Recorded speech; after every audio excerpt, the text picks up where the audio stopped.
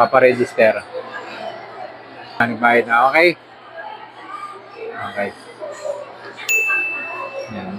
So, nagpa-register muna siya. Siyempre, para madali, kailangan meron siyang ticket, ganyan, yung sa hotel. Pagkatapos, terminal fee sa environmental fee ang babayaran niya. Babayo yung terminal, saka environmental, saka boat. So, tatlo. Para lumalabas sa nasa kami dalawa, 750 yata kami. Naman dito sa Boracay, kahit paano, parating nagbabantay ng mga pulis ata yan or military. Which is nice. Pag-boat natin. Andox. Kasi Andox. Ito, Andox. Andox.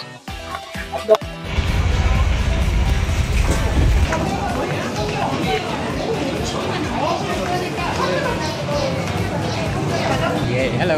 Kami ka naman. Yeah. Back. Yan na natin konti. So, ito yung La Carmela de Boracay. Yan yung ano natin. Ayun yung front desk. Ito yung mga magagaling na front desk nila. Yan. Hi guys, nandito na kami sa kwarto namin sa La Carmela. Ito yung, bali nakuha ko lang ng around 2,000 pesos yun. May kasama ng breakfast. So far, nang pagdating namin dito, medyo matao. Pero na-assist naman kami agad. Medyo nagkaroon lang konting aberya, pero all in all na-asikaso. Tapos in-upgrade kami ng kwarto. Kami lang dalawa ni Mrs. pero tinan nyo yung binigay sa aming cam. Yan yung isa, tapos merong pangalawa at pangatlo. So meron na kaming queen, meron pa kaming tag-isa. Papalit ng dami. Ito yung balcony namin. Ito ba? Bukas kami out. Bablog ko na lang yung kakainan namin. Okay, bye-bye. Dito na kami sa Boracay. Ayun yung La Carmela. Oh, medyo mainit. Sexy eh. Oh, aba, yan tinatakpan ko. Yan oh. Hello. Hi, so nandito kami sa Tres Amigos ngayon. Susubukan namin. Medyo na-professional. Ay, sorry. Ay, nandito kami sa Tres Amigos. Susubukan namin yung ano nila. Bali si Mrs. in order is ano yung Bria. Sangria is nachos. Yung chicken nachos ata. Merienda namin. So, nandito. Merienda lang namin. Yun nga, ito yung area. Malit lang. Mukhang festive naman. Tres Mexican. Mamaya bibidyohan ko. So ito na in-order namin na nachos. Marami siya, yun yung kamay mo. So marami na rin. Tapos ito yung Bria, 3-piece na Bria. It's not so bad. So titingnan natin kung masarap o hindi. Sarap? No. It's good. Bus ka agad eh. So nandito na kami sa White Beach. Nasa Station 2 almost. Ayun, ang ganda. Marami na rin yung tao, pero it's not so bad. Kakatapos lang namin kumain, sarap naman. Hi guys, nandito kami ngayon sa pool ng Carmela. Ayan si lovely wife ko. Wow, kumikinang. So yan. Nasa ano pala kami? West Wing. Tama ba sabi? Sa West Wing daw tayo.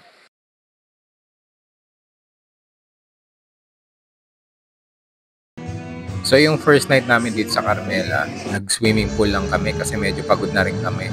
Tapos after that night, nag-grab kami ng live band kasi gusto lang namin yung kapag-unwind. Eto, sinuwerte kami, banda rito sa may Uptown, may nag-perform din. Dito lang katabi lang ng Carmela de Boracay yung Uptown, nilalakarin mo mga 2 minutes lang. Tapos after nung live band, sinuwerte kami, nagkaroon din ng fire festival, yung parang may nagpa-fireworks. All in all, nag-enjoy naman kasi nakainom kami tapos konting kantahan.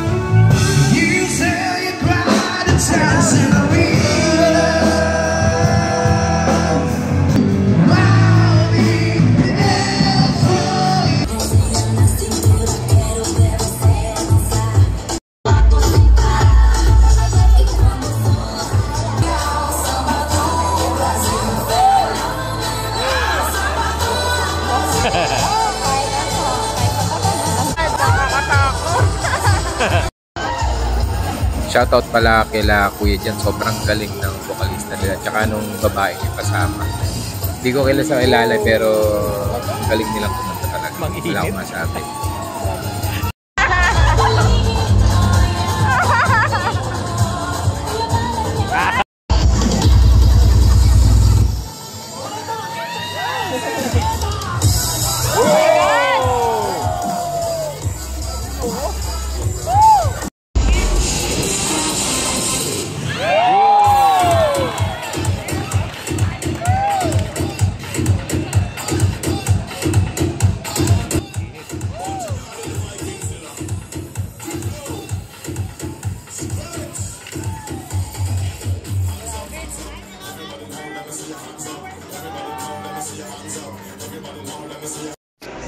So, ito na yung morning namin sa Carmela de Boracay. As you can see, ito pila yung tao sa breakfast. Maraming pagkain. Iaabutan ka lang ng mga servers. So, buffet siya pero binibigyan ka. So, marami silang putahe pero huwag na nga lang masyadong mag-expect kasi talagang Pilipino food lahat. Sa lasa, okay lang. So and so. Para lang may palaman sa tiyan.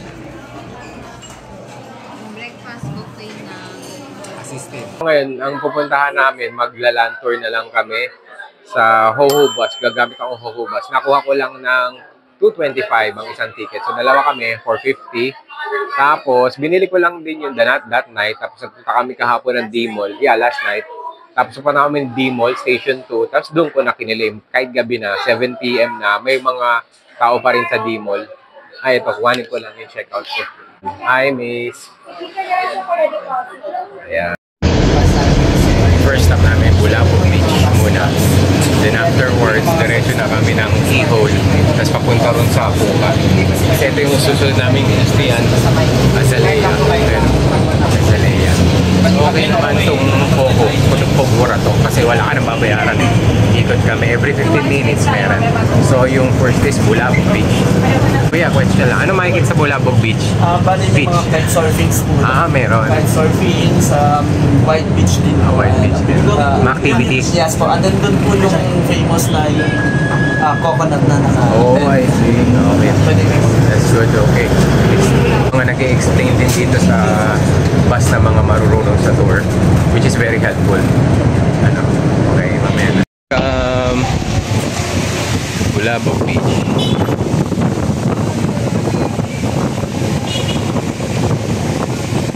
Maligo.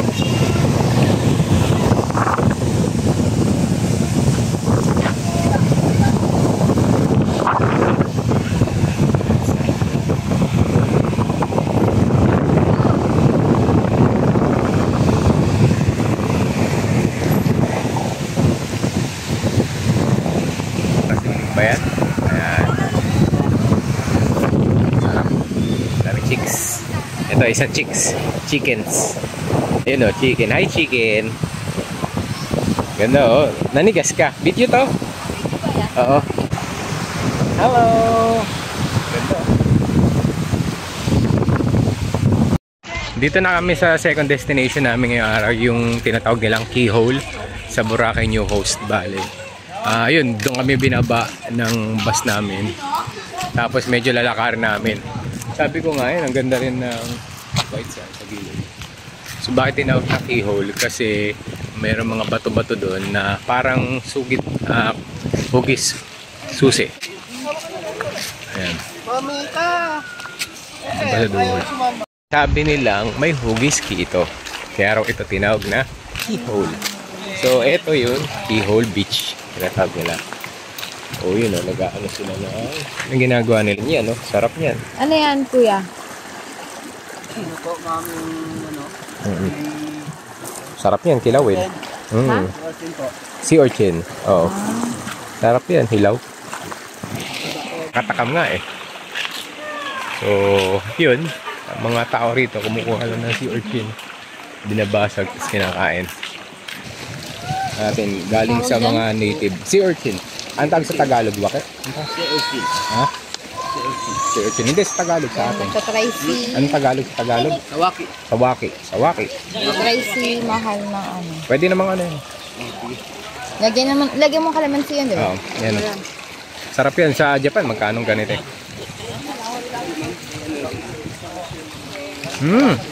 Lasa. Ang sarap. Sariwa. Kasi bagong ano. Lasa-lasa mo. Siyempre, para lasa talaba. Lasang ka lang.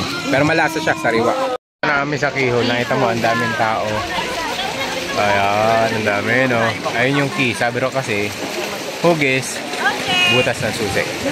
Sabi ng Mexico, seahorse. Sabi ko, Keyhole. Keyhole. Hindi, seahorse. Ayos ko sa New Coast ko.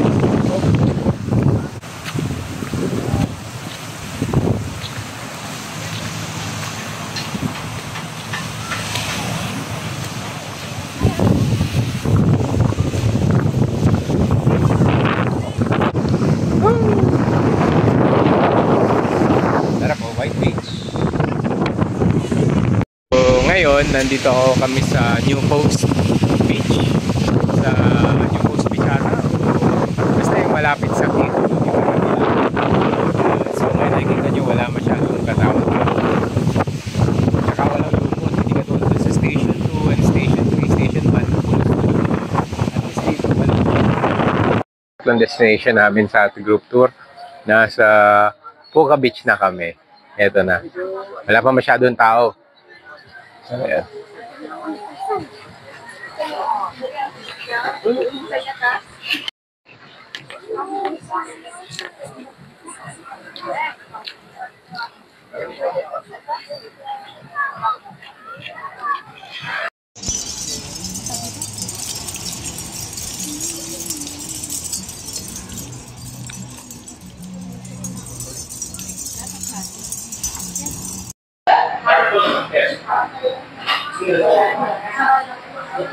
Hi ngayon. So ngayon, tigil muna kami, break muna kami.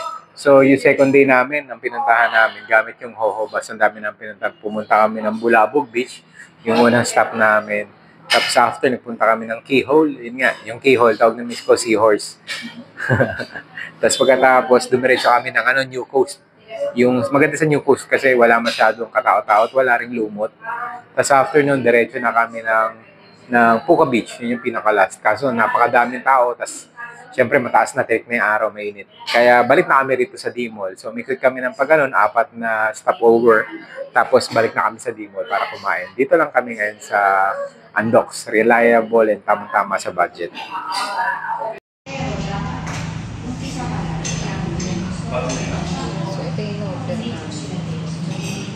So, ito na yung pangatlo namin. Ito yung second day namin. Mag-stay kami sa Azalea. Azalea.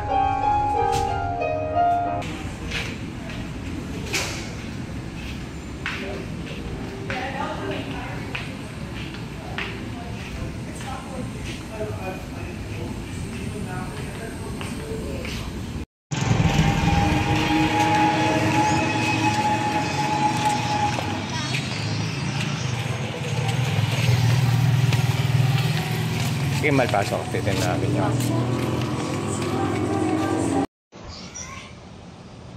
Strawberry matcha. Kubo coffee. Coffee kubo. Hi, good evening. So ngayon nandito kami sa Jerry's Grill. Nakakain kami. Ito na yung night namin for this night. Bale, ito yung mga in-order namin kasi nagtingin kami sa Henan kaso it's not worth it, nakita ko. Parang medyo dry yung pagkain. So ayan, kita nyo, daming tao na kain ngayon. Puno-puno. Kasi ito yung order. Bale, isang sisig, isang hipon, tapos crab rice. So far, okay naman. Okay.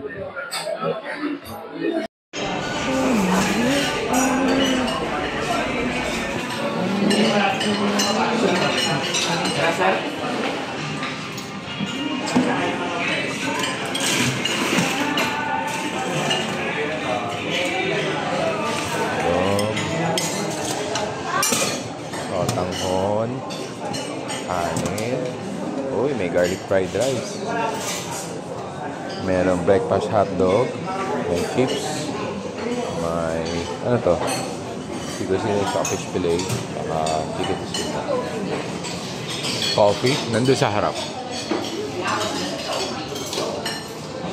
So, nandito kami ngayon sa Station 3. Yung namin, third day na ata namin. Ngayon, ang namin, gusto ni Miss mag-ATV, tsaka zipline. So, may nakita kami sa online. Isisend ko na lang yung link nila mamaya at kung magkano. Kung ginamit namin, 800 lang per head. Pero imbis na kasi in a day, hindi kami, in a day lang after the next day, nagpaano agad kami. Kaya hindi na ako nag-research. Pero 800 nga lang. Tapos parang, tourist, tapos third party, tapos nakiusap ulit dun sa may talagang nag-organize, yun talagang yun talagang tindahan. Kaya malit lang yung kickback nila. Okay lang kasi nga the next day gusto ko na agad umalis eh. Sa Facebook ko lang din na alam niyo naman ang dami ninyo. So yun na nga, inihintay na lang namin yung boat namin, nasa Station 3 kami. So mamaya magbe-video ako kung okay ba or hindi. Okay. Ma'am Char, welcome po sa GBJ Resort po and Builded PC po. May konting katanungan lang po ko sa inyo, sir. Sa atin mga kalusugan po. Ready? 1, 2, 3, go! Oh! Bilis ah! Ah! Ah! Bilis! Oh! Ah! Woo! Oy! Galing ah! Ayun o, touring. Nakakit na kami ron kanina, so ito touring namin. Ayun o, galing o, galing o, bilis o. Bilis o, takbo ka na, ayan o. Dali, go! Papabangga ka, nandila mo. Papawisan na. Okay, go na kami. Ayun si Miss, ayun o. Kaya ba?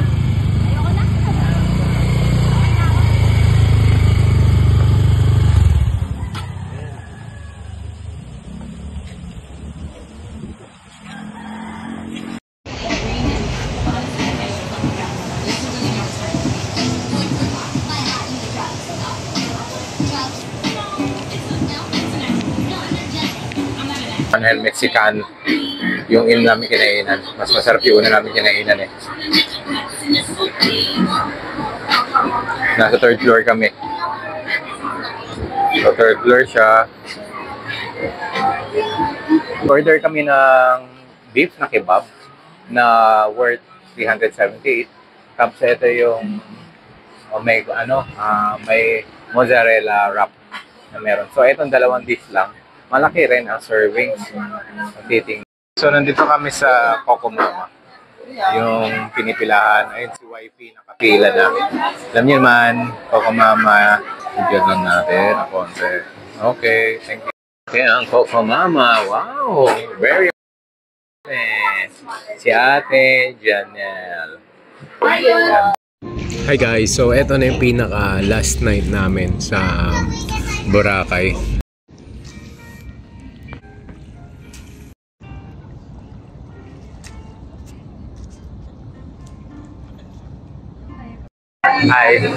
Ito na yung last meal na namin, bale. Hindi naman last meal. Kumbaga ngayong gabi, nandito kami malapit sa may Phillies. Dito kami sa may Backyard Barbecue. So ito yung in-order ko, fish and chips. Kalaki rin. Ito yung kay Monina. 1 steak ba yan? Parang pork chop lang naman.